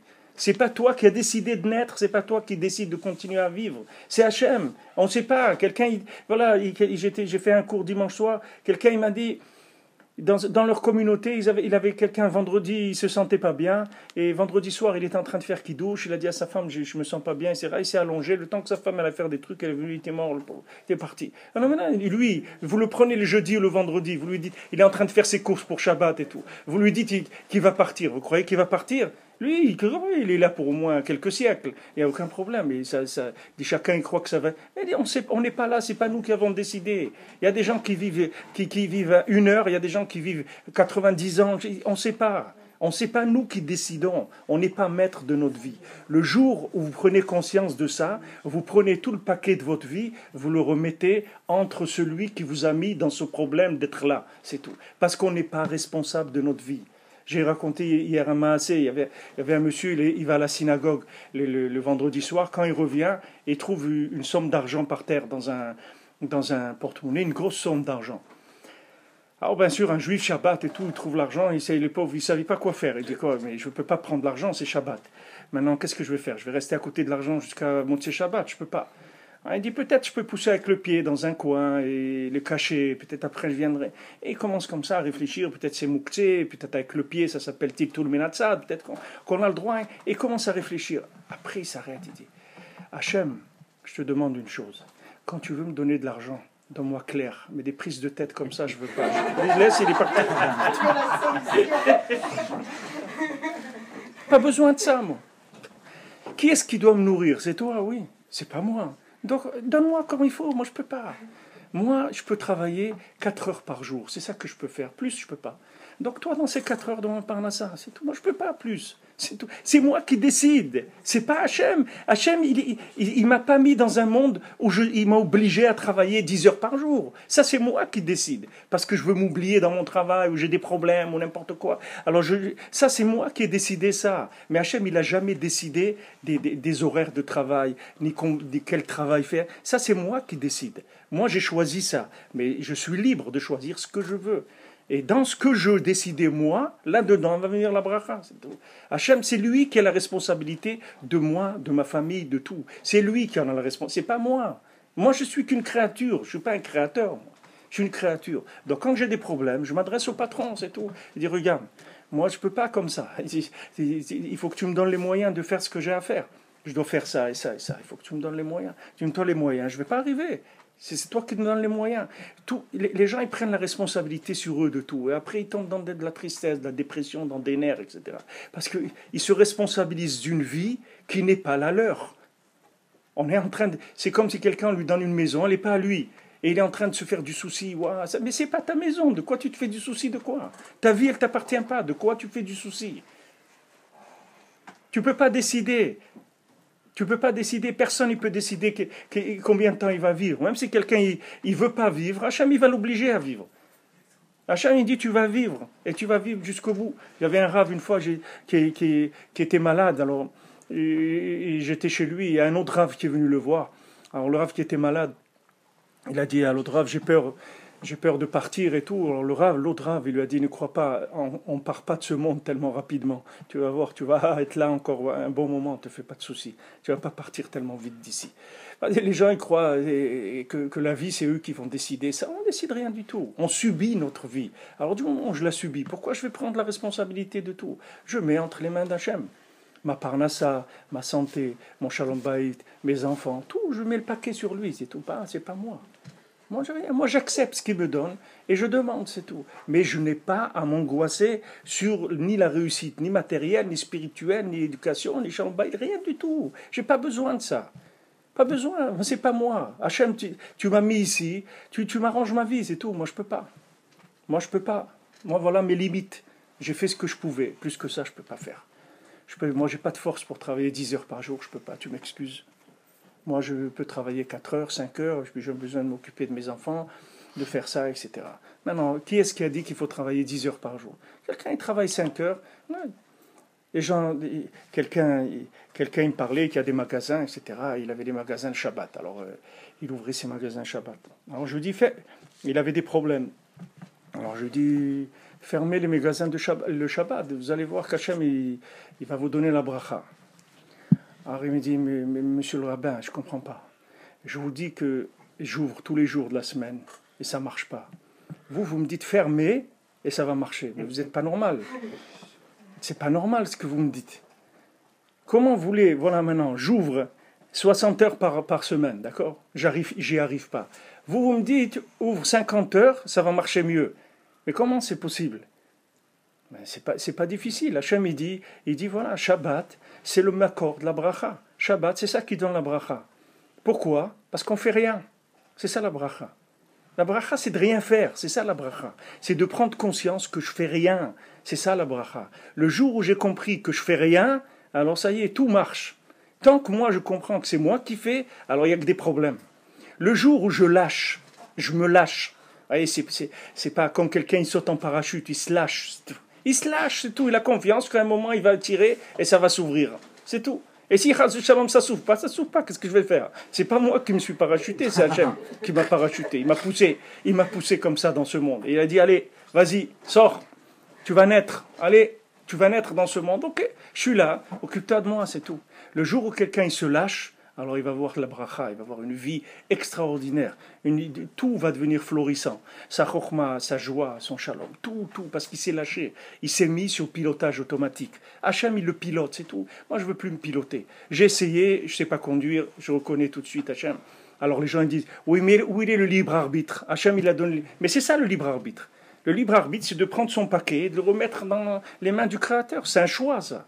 C'est pas rien du tout. C'est un choix. J'ai choisi de ne pas choisir, c'est tout. Voilà, j'ai choisi, tu choisis pour moi, moi je ne peux pas. Quelqu'un il va rencontrer un jeune homme ou va rencontrer une jeune fille pour se marier. D'où il sait que c'est ça, que c'est ça qui est bien pour lui. D'où il sait. Chacun il s'est arrangé. Elle s'est maquillée, lui il a maquillé sa tête, l'autre il vient et il est gentil, il est poli, il rigole, les trucs et tout. Mais vous savez pas, peut-être c'est un monstre, vous savez rien du tout. Vous savez rien. Même si vous le connaissez 1 an ou 2 ans, vous savez rien de quelqu'un. On le voit, des gens qui sont mariés, c'est pas avant 30 ans qu'on commence à connaître son conjoint. Ça prend au moins 30 ans dans la vie. Quand vous êtes plus proche de la fin que du début, c'est là où vous commencez à savoir avec qui vous êtes marié. Au début, vous ne savez rien du tout. Comment je vais faire un choix pareil? Quelqu'un qui croit, qui va se baser sur des critères psychologiques, extérieurs et tout, mais il est complètement fou. C'est quelqu'un qui est fou. Quelqu'un qui va et qui dit, bon, moi j'ai vu... ça ne me convient pas. Qu'est-ce qui ne te convient pas? Qu'est-ce qui ne te convient pas? Non, j'ai parlé avec elle ou j'ai parlé avec lui, il a l'air un peu comme ça. Il a l'air comme ci, il a l'air comme ça. Ça y est, en 1 heure ou 2 heures, ça y est, tu as vu qui c'était la personne. Tu ne sais pas qui c'est cette personne-là. Même elle ne sait pas qui il est. Comment toi, tu vas savoir qui il est? Lui-même, il ne peut pas te vendre le produit, il n'a pas commencé à naître encore. Quelqu'un qui n'est pas marié, il ne sait même pas qui il est. Il n'a jamais eu son contact féminin, c'est-à-dire il n'a pas de contact avec la réalité de ce monde. Il ne sait pas. Rabbi Nachman dit il y a 2 sortes de gens. Il y a des enfants et des gens mariés. Tout celui qui n'est pas marié, c'est un enfant. C'est tout. Il dit, pour l'instant, c'est un enfant. Le jour où il va être marié, ça devient quelqu'un. Alors comment vous avez affaire à un enfant? Sachez qui il est. On ne sait pas qui il est. Maintenant, celui qui va, avant la rencontre, il dit Hachem, regarde, moi j'ai une rencontre, je vais rencontrer quelqu'un. Mais moi, faire le choix, je suis pas fou. Moi, c'est impossible, je peux pas savoir. Alors je te demande, choisis ce qui est bien pour moi. Fais que si c'est pour moi, il accepte ou elle accepte. Et si c'est pas pour moi, qu'elle refuse ou il refuse, c'est tout. Parce que moi je sais pas. tu prends la responsabilité de ce qui va se passer. Moi, je ne peux pas la prendre. Je n'ai pas les compétences de choisir un conjoint. C'est un choix de fou. C'est le choix le plus difficile qu'il y a à faire dans sa vie. On peut choisir dans un magasin, même si quelqu'un il a acheté un emballage qui avait l'air beau et que ce qu'il y a dedans c'est pas bon, qu'on a perdu de l'argent, n'importe quoi. Mais choisir son conjoint, mais c'est un choix de fou. C'est pour ça que les gens ils n'arrivent pas à se marier aussi. Parce qu'ils ont tellement peur. Vous savez combien de gens ils nous disent mais j'ai peur, j'entends des trucs, avec qui je vais tomber, Alors après les gens ils ont peur. Et quand ils attendent, ils croient que ça va aller mieux, plus il attend, plus il va avoir peur. Parce que plus il attend, et plus il découvre des choses, et plus il sait des choses, et plus son esprit s'aiguise, et plus il devient critique, et plus chaque truc qu'il voit, si la personne elle a sorti son mouchoir et il n'est pas bien plié, il dit ça y est, celui-là il n'est pas redonné, il va me faire des histoires, il va me truc, il va ça, et voilà, c'est tout des signes, et les gens ils sont fous, ils ne savent pas qu'ils sont fous. Ils ne savent pas qu'ils sont fous. Maintenant c'est pas difficile.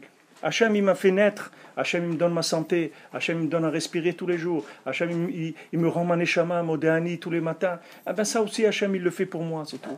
Et après, j'ai plus à revenir en arrière. Du moment maintenant où j'ai prié avant la rencontre, ce qui se passe, c'est Hachem. Maintenant, des fois on rencontre, après ça va bien, des fois on a des doutes, des fois on revient en arrière. Alors à chaque fois qu'il y a un doute, on refait une demande, c'est tout. On dit Hachem, regarde, je sais pas, il y a quelque chose qui me gêne, je sais pas, aide-moi à voir clair, aide-moi que ça s'éclaircisse, oui ou non. Montre-moi la vérité. Si c'est oui, oui, si c'est non, non, aide-moi que je vois clair. Et c'est tout. Après, ce qui se passe, c'est plus ma responsabilité. Ça y est, je suis tranquille après. Et toute ma vie, je suis tranquille. Même si après, il y a des crises ou des trucs, c'est pas important. Le choix, il a été fait par Hachem, je me repose sur lui, je suis tranquille. Ça, c'est le mode de vie d'un juif. C'est comme ça qu'un juif il doit vivre, pas autrement.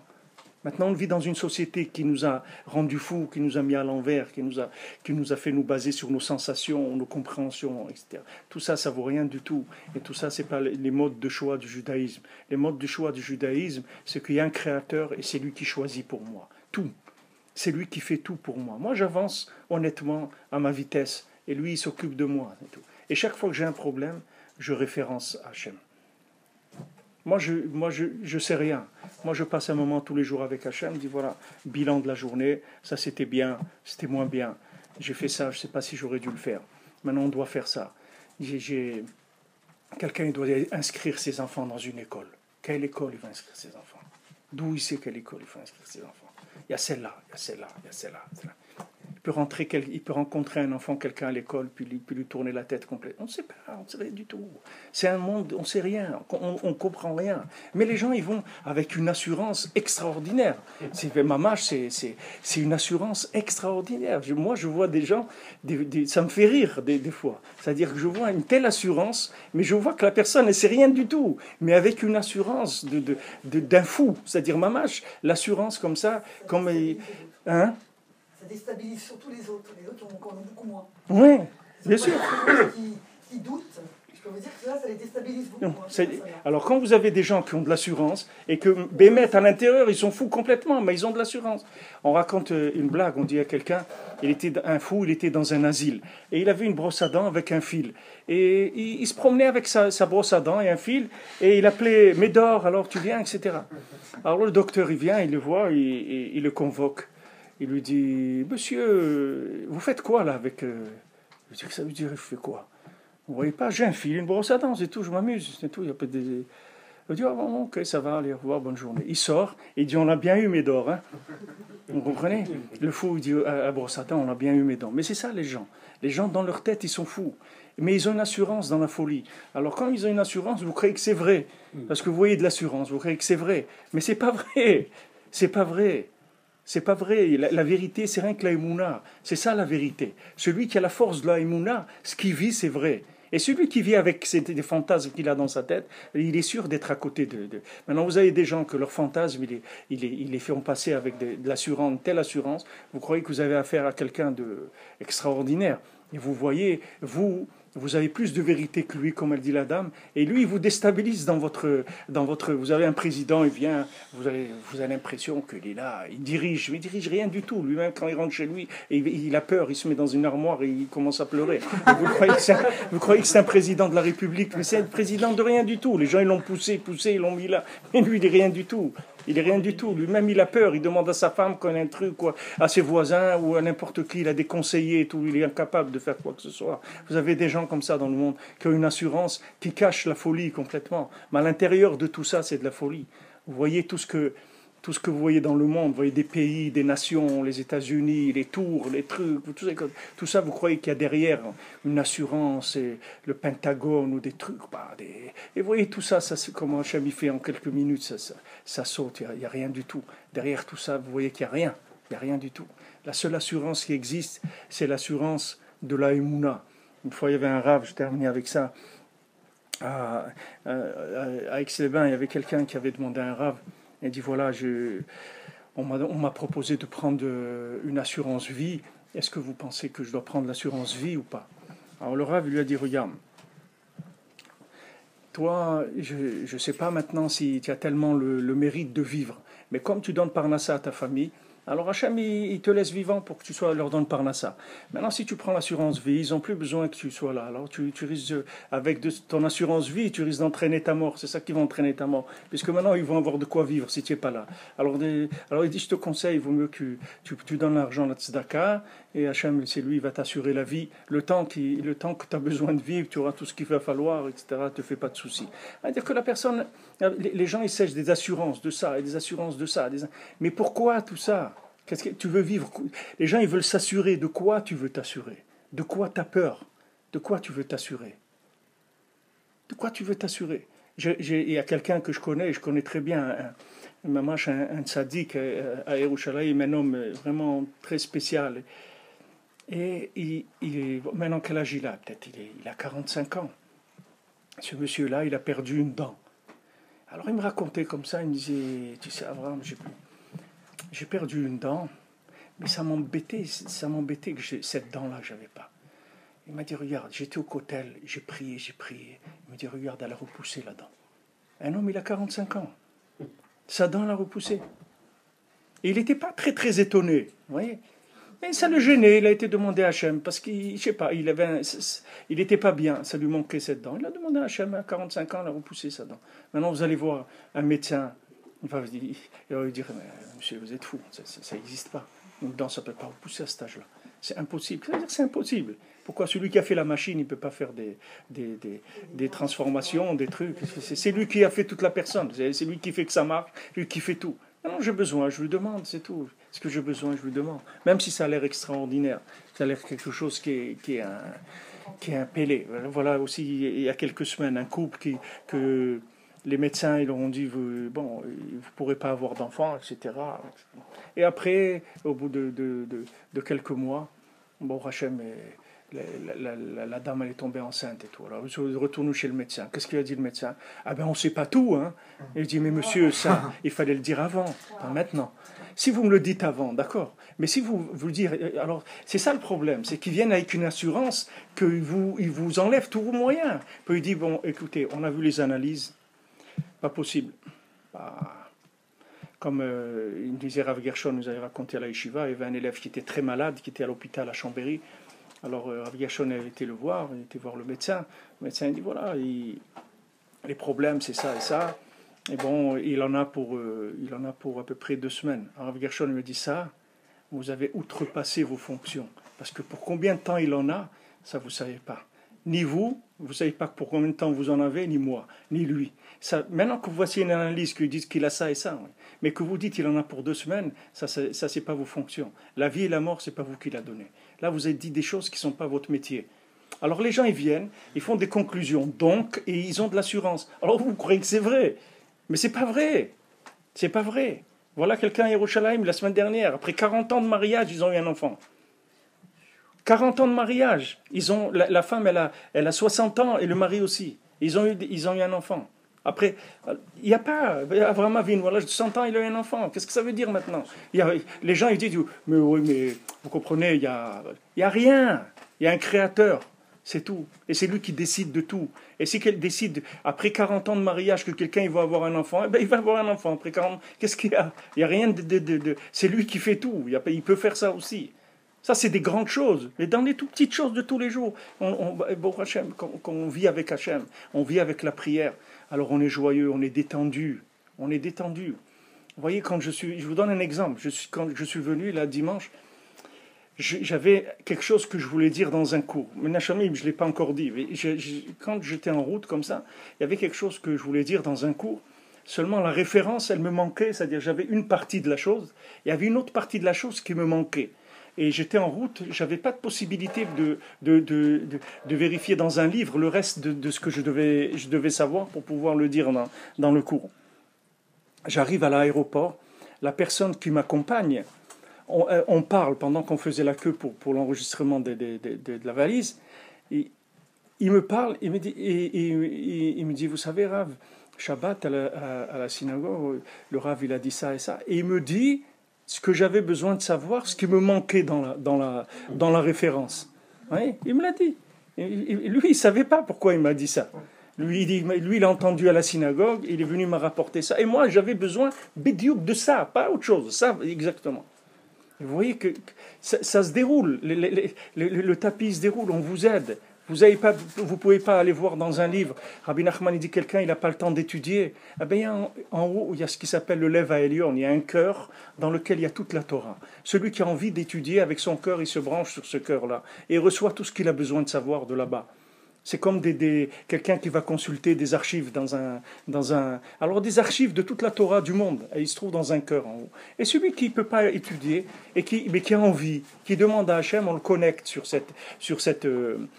ces archives-là de toute la Torah qui a été enseignée et étudiée dans le monde depuis la création, et de là-bas il reçoit. De là-bas il reçoit. Il y a beaucoup de gens qui n'étudient pas, et ils savent beaucoup de choses. D'où ils les savent? Ils les savent de là-bas, de ce cœur-là. C'est un cœur qui distribue de l'enseignement sans arrêt. Alors c'est l'épreuve de notre génération, c'est la Emouna.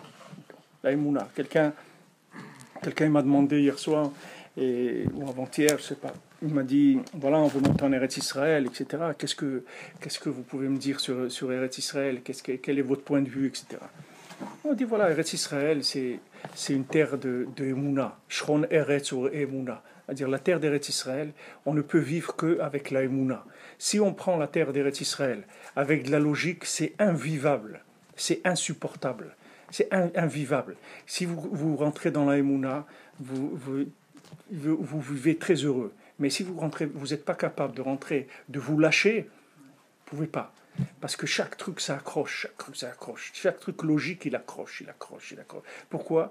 Parce qu'en Eretz Israël, vous vous rapprochez des concepts de la Emouna. C'est-à-dire, vous rentrez dans le champ de vision d'Hachem, que Hachem, est né Hachem Elokecheba, les yeux d'Hachem, ils sont sur Eretz Israël en permanence. Tous les pays, ils ont leur prince en haut qui les dirige, mais Eretz Israël, c'est Hachem lui-même qui s'occupe d'Eretz Israël.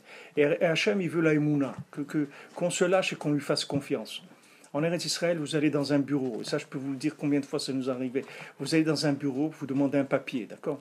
Vous allez dans ce bureau, faites la queue, etc. Vous venez, dites voilà, je veux ce papier, etc. Il regarde vos papiers, il dit non, ça tu ne peux pas l'obtenir, c'est pas possible. Ok, vous partez. Vous revenez le lendemain, il dit oui, très bien, pas de problème, voilà, très bien. Mais attends, mais c'est le même bureau, c'est le même truc. Hier, il me dit que c'est pas possible. Aujourd'hui, c'est possible. Mais ils sont fous. Ces gens. Non, ils ne sont pas fous. C'est un pays de l'Emouna. Il n'y a pas de logique. Maintenant, si on vous dit non, et vous restez sur le non, alors il n'y a rien qui marche là-bas. Parce que là-bas, le non, c'est juste le début pour obtenir le oui. C'est le début, on commence. Vous inscrivez vos enfants à l'école, c'est connu, on arrive. Ah non, on ne peut pas le recevoir. Ok. Lendemain, on revient. Mais on vous a dit, non, je sais, mais voilà, est-ce que vous pouvez... Et comme ça, 1 jour, 2 jours, 3 jours, 1 semaine, et après l'enfant, il rentre. C'est comme ça, il n'y a pas de... Le non, il n'est pas vrai. C'est-à-dire, quand vous dites non, il ne faut pas la logique comme ici, que vous allez, il y a des critères, c'est tout sur ordinateur, et après vous allez revenir, c'est le même monsieur qui va vous ressortir les mêmes paroles. Là-bas, ce n'est pas comme ça. Parce que la personne qui est derrière le bureau, elle-même, elle est manipulée par la shgacha. Elle-même, elle ne sait même pas ce qu'elle dit. Elle va vous dire oui ou elle va vous dire non, et ce n'est pas elle qui dit ça. Et ça peut changer. Et comment ça fonctionne dans l'armée alors? Là, tu dis à droite, tu vas à gauche. Non, dans l'armée aussi, c'est comme ça. Ouais, quand ils sont rentrés à Gaza et que Rachel Imenu elle est sortie, elle leur a dit n'allez pas dans cette maison. Ça, c'était pas dans l'armée. S'ils disent pas alors je vais rentrer moi-même, même si on me dit non. Et le lendemain, on me dit tu aurais dû le faire. Si maintenant vous rentrez dans l'armée, il y a une logique de fonctionnement de ce monde. C'est-à-dire que le matin, quand vous vous levez, vous appuyez sur le bouton pour la lumière. C'est pas Hachem qui va allumer la lumière. Mais il faut savoir que si Hachem il veut que ça soit différent, ça sera différent. Et vous ne devez pas vous limiter à ce que vous voyez. Parce que ce que vous voyez, c'est juste un concept de base. Mais c'est pas, vous ne devez pas vous arrêter pour ça. J'appelle ça l'emballage cadeau. Ouais. Même entre les humains, c'est pareil. La première impression, elle est toujours, elle est pas, on se base sur la première impression. Des fois, elle est bien, des fois, elle n'est pas bien. Mais on se bat, c'est pour ça qu'on s'habille, on s'arrange, on met une cravate, on se maquille, pour avoir arrangé l'emballage. Pour essayer de bien présenter, comme on dit.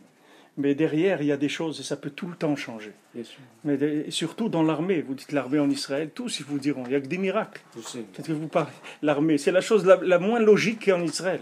Mais vous avez une poignée de gens, là, de l'armée, je crois, de l'Égypte, je ne sais pas combien, ils ont 2 millions de soldats.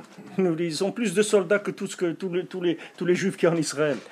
Et vous voyez de quoi on est entouré, vous voyez les guerres qu'on a eues, la guerre des 6 jours et tout, c'est que des miracles. Même vous avez des gens qui ont témoigné surtout, les Syriens. Le chef d'état-major français, il est resté étonné. Hein. Après la guerre de mai-73, il a dit je ne comprends rien. Non, il n'y a rien à comprendre. Il n'y a personne qui comprend. Le chef, il n'y a pas d'intelligent, le chef des armées. Au contraire, l'exemple que vous a donné, c'est un bon exemple. C'est là où il y a le plus de miracles, c'est dans l'armée. Il n'y a aucune logique. Il n'y a aucune logique. Les soldats eux-mêmes, oui, ils vous diront. Voilà, quand il y a eu, je ne sais pas quelle opération, là, qu'il y avait une maison qui était entièrement. Ils l'ont raconté, on l'a vu sur Internet. Les soldats, ils ont raconté. Ils ont dit, on a vu Rachel Imenu. Elle venue, mes enfants, ne rentrez pas ici. Cette maison, elle est entièrement piégée. Et ils ont posé la question. Le fils du Rav Mordechai Eliyahu, il avait posé, et son père était à l'hôpital à Mordechai Eliyahu, du Grand Nevacha. Son fils, il lui a dit, papa, est-ce que c'est vrai que c'est possible que les soldats, ils ont vu Rachel Imenu? Et il a répondu, ah d'accord, Hachem, il a entendu ma prière. C'est-à-dire qu'il a fait la tfila, le Rav Mordechai Eliyahu, que Rachel Imenu, elle irait aider les soldats. Alors il a dit, ah bon, elle est venue, ah j'ai prié. C'est-à-dire que ce n'était pas fortuit, il y avait une prière quelque part. C'est extraordinaire. Je vous l'ai dit, les tzadikim, ils prient pour nous. On n'a pas de souci à se faire. Au Hachem, on a des gens, comme on dit, qui ont les bras longs. Ils ont les bras très très longs, qui sont derrière nous et qui sont partis dans l'autre monde et que de là-bas, ils manipulent tout ce qu'on a besoin. Mais il faut se détendre, c'est tout. Donc, ce qu'on nous demande, c'est nous détendre. Vous voyez la grande... Moi, ce qui m'a impressionné dans l'évaïa du Rav Rishon LeZion, Rav Ovadia Yosef, c'est qu'on est les brachas, c'est qu'il y avait une ardoute comme on n'a jamais vu. C'est-à-dire les chassidim, les ashkénazes, tout le monde, les chilonim. C'est extraordinaire. 850 000 personnes. Comment le Rav, il a réuni tout le monde confondu dans une ardoute extraordinaire. C'est des dimensions, les gens. C'est un temps spécial, à ce temps-là, d'avoir cette ardoute comme ça. Le temps, il est toujours spécial, Baruch Hashem. Chaque minute, elle est spéciale. Mais il faut se détendre. C'est tout ce qu'on nous demande. De sourire, de se détendre, de rigoler. C'est tout.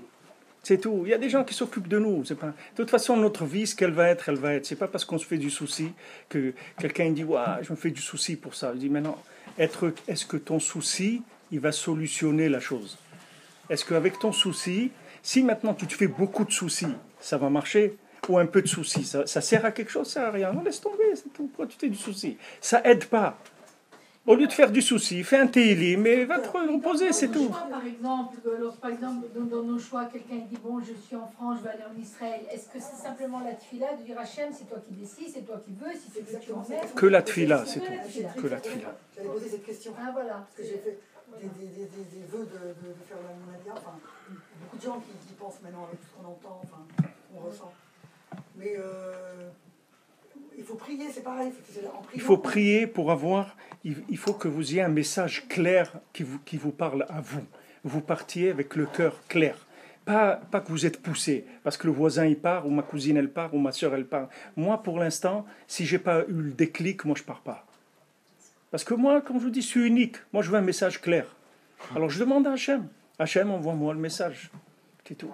Alors les gens ils disent, oui, mais... Si on sent des choses, s'il y a des signes, s'il y a des comment vous dire, je sais pas comment vous dire. Un ressent. Des signes, Il y a des signes, il y a des gens, on entend, par exemple, j'étais en vacances cet été au Hachem là-bas, en Israël, à Netanya, mais chaque jour, 2 fois par jour, j'entendais des gens qui parlaient, il faut partir, il faut pas. Je vais vous dire, j'ai un don, vous savez, j'ai ce don, je ressens. Même, j'ai un don, j'ai un feeling extraordinaire. À la mer, je me baigne, je vois il y a une Israélienne, je demande l'heure, parce que c'était la plage des religieux, donc les horaires séparés, Ouais. c'était le 7, ça va à Netanya. Je tombe sur une dame, comme par hasard, elle a fait son année il y a quelques années, Breslev, on commence à parler de Rabbi Nachman. Au fait, bonsoir monsieur le Ravifra. Vous connaissez bien quand même, Marilyn, Myriam, la maman de Mickaël, chez qui vous étiez dimanche. Ah, d'accord, d'accord. C'est la maman de Mickaël. Moi j'étais chaque année, Baruch Hashem avec Baomer. Baruch Hashem, Baruch Hashem. Voilà. Et donc, et cette femme, elle commence à parler, je ne sais pas comment, je lui ai demandé l'heure, à quelle heure ça fermait la plage. C'était un vendredi. Et elle commence à me dire, vous savez, il y a des messages, vous avez entendu, enfin, il faut partir. Elle commence à me parler de ça. Mais c'est pas possible. Et elle m'a donné l'adresse d'une agence immobilière, enfin, d'un monsieur qui lui peut louer, enfin, il faut mieux acheter, mais vous pouvez aussi, enfin, des conseils pour m'installer. C'est pas possible, quoi. Pourquoi j'ai parlé à cette femme, pourquoi j'ai parlé à cette femme? Il n'y a pas de hasard, enfin, vous savez très bien. Non, de hasard, il n'y a pas. Il y a Mais pas seulement, de hasard. mais seulement Et vous le avez, temps de vous avez le Breslev, droit de Breslev. demander des informations claires, de manière à ce que vous faites, vous le faites tranquillement. Vous n'êtes pas, parce que si vous faites monter en Israël, c'est quelque chose de très grand. Si maintenant vous avez en vous des doutes, vous risquez de revenir, Chazal Shalom. Ouais. Vous comprenez? J'ai des doutes Parce que c'est par rapport à la parnassa. alors Ça, voilà, c'est compliqué. alors ça vous Alors, devez demande la être parnassa à tranquillisé. C'est la tuile. Oui, mais c'est justement. c'est Demandez ce que je à Hachem que vous montiez le cœur tranquille, que vous soyez sûr de vous, que vous allez en Israël, que vous allez avoir la parnassa, vous allez avoir tout. Il y a un moment où il y a un déclic qui se fait. On me dit, si tu n'as pas d'argent, tu ne peux pas partir. Mais attendez, si on doit attendre d'avoir de l'argent, on ne partira jamais, puisqu'on sait très bien que, comme vous le disiez pendant le cours et qu'on le sait tous, c'est Hachem qui décide. Peut-être qu'on sera toujours... On aura Mais même, vous jusqu'à pouvez ma- demander à mon Hachem dernier jour, j'aurai une plus information claire, c'est votre droit. Mais c'est ce que je fais C'est-à-dire comme que ça. si maintenant vous avez des doutes, vous n'êtes pas obligé d'agir dans le doute. Parce que c'est quelque chose de très grand et de très risqué, et vous avez une famille. C'est-à-dire que si maintenant vous faites les choses précipitamment, et que ce n'est pas le bon moment, alors maintenant, quand on met les charrues avant les bœufs, ça coûte après de rattacher de remettre la charrue et les bœufs en place. C'est comme nous, on est sortis d'Égypte, tout l'homme Israël, on ne devait pas sortir. On devait rester 400 ans. Maintenant, au bout de 210 ans, on est sorti. Maintenant, ces 190 ans, jusqu'à aujourd'hui, c'est ce qu'on est en train de payer. Parce qu'on est sorti avant le moment. Maintenant, quand on fait quelque chose avant la maturité, c'est comme un prématuré. Alors, ça a besoin de soins spéciaux. C'est plus quelqu'un de normal. C'est plus une vie normale. Tout ce qui fait que les gens ils souffrent en Israël, c'est parce qu'ils ne sont pas prêts à se lâcher. Quand vous arrivez en Eretz Israël, il faut arriver à vous lâcher. C'est-à-dire, ce que vous voyez, vous ne comprenez rien. Vous allez dans les chemins d'Hachem, c'est tout. Maintenant, si vous n'êtes pas capable de faire ça, alors c'est très difficile, ça fait souffrir. Les gens, ils souffrent de ça. Mais par contre, moi, ce qu'on parlait de la Emouna, avec la Emouna, il faut se dire que de toute façon, c'est Hachem qui décide. On est entre ses mains, le paquet. Mais il ne faut pas le dire, il faut le vivre. C'est pas le dire, il faut le vivre. Il faut avoir la maturité de ça. Mais alors, on ne peut pas savoir ce la maturité. Bien sûr, vous pouvez savoir, c'est ce que je vous dis. Vous demandez à Hachem qui vous donne un signe que vous voyez que c'est bon, que vous vous sentez tranquille. Si quelqu'un... Nous, on a des projets dans 2-3 ans. On a dit 2-3 ans. Je n'ai pas dit demain. Mais ça, déjà, Non, mais 2-3 ans, Qui t'a dit dans 2-3 ans 2-3 ans, c'est comme si vous dites dans 3 siècles. Vous savez ce que c'est 3 ans? Le Chazonish, il dit aujourd'hui, le Chazonish, il a dit, à son époque, Par rapport à l'âge, par rapport au travail. Non, mais c'est le Chazonish, madame, il a dit, à son époque, le Chazonish, il a dit, il y a 50 ans, il a dit qu'aujourd'hui, chaque année, c'est une génération. Avant, une génération, c'était 20 ans. Aujourd'hui, l'évolution du monde en un an, c'est-à-dire ce que vous assimilez en un an, c'est ce que quelqu'un il assimilé comme changement en 20 ans. C'est-à-dire il y a une accélération des choses. Maintenant, quand vous me dites dans 3 ans, c'est comme si vous me dites dans 3 siècles. 3 ans, ça ne veut rien dire. Ça dit, mais dans Hachem, ça peut être dans 3 mois. Quand Hachem, il vous donnera. Ne fixez pas dans 3 ans. Parce que 3 ans, ça ne veut rien dire. Si vous me dites un futur proche, dans 1 mois, dans 3 mois, vous allez commencer. Mais si c'est un projet à long terme, alors... Il faut préparer, il faut trouver un appartement.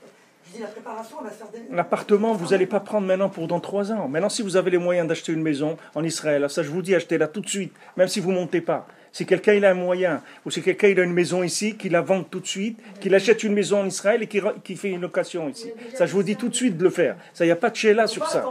Ça, il ne faut pas attendre. Parce que ici,